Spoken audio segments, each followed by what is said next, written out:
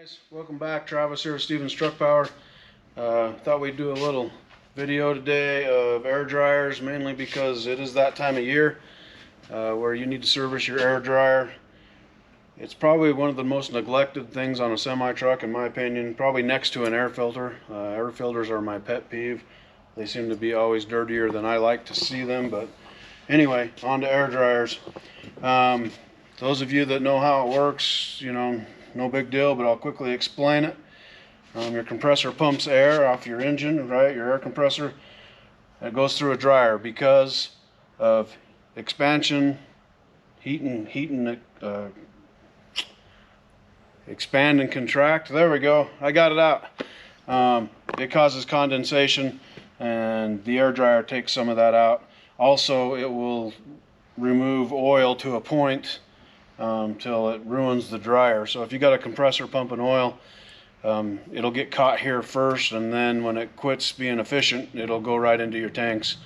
And a lot of you have probably seen that. So if you do have a compressor pumping oil, you'll need to change the dryer also. But that's kind of a golden rule here. Whenever we do a compressor, we always do the dryer. Just kind of a maintenance thing, right? Just get them both taken care of. So air dryers basically dry the air so that you don't have brakes frozen in the winter. Everything releases fine and works fine, no frozen valves, all that kind of stuff. This is just a couple different kinds. This is an ADSP dryer. This is an ADIS dryer. There's an 89. There's a Wabco. Lots of different ones. They all kind of work the same. Basically, they have a desiccant cartridge right here and a purge valve in the bottom. These are rebuildable, and we do rebuild these here.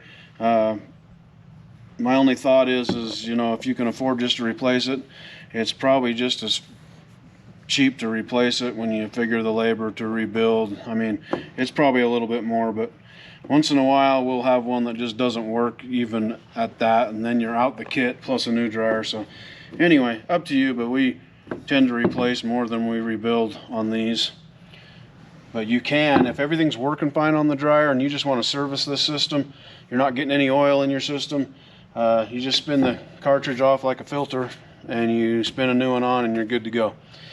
Air dryers really need to be serviced, probably, in my opinion, every year, but every other year for sure. But I would do it every fall as it starts to get cold. Just spin this cartridge off, spin a new one on, and try and keep your air system working good, because that water and oil and whatever gets in the system, I mean, that goes, you got to think about it, goes into your tanks, and it's not just there, it goes into your valves, dries out the valves, they get sticky, the rubber O-rings in the valves, and then over time you have all these problems, right? So service the system, okay? Don't wait till you have trouble, because you're going to continually have trouble. If you're running around with an air dryer that doesn't work, you know, you may decide to go ahead and service it and take care of it, but you're probably going to have trouble down the road because of the lack of maintenance previous. So just my 2 cents, but get it serviced.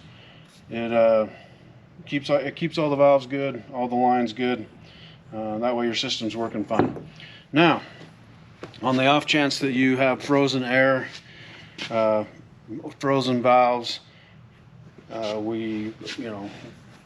ABC conditioner, whatever brand you want. This is air brake alcohol. Those of you that drive and around trucks know exactly what this is for. But you can pour it down the lines, melt the ice, and free the system up. And in the winter, this is crucial to have with you, because things do ice up and freeze up. If you got a good system here that you've maintained, you generally don't have that problem. But if you do have that problem, where you want to pour this is a few different places, okay? Because you can pour it down the steel braided line right off the air compressor, but that's going to go right to the dryer and probably get stuck in the dryer. You might get some to the tanks, but you probably won't. So if you want to get to the air tanks on the truck, not the trailer, but on the truck, you're going to have to go to the line coming out of the dryer, going to the tank to pour that into the tank.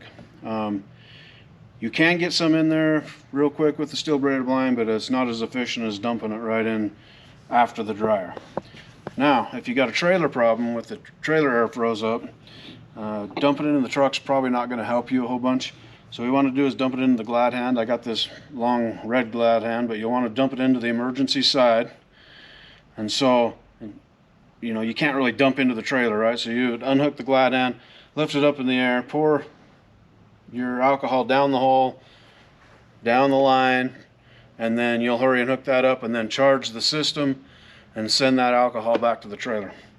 And that usually helps or will eliminate the ice as long as it's not extreme.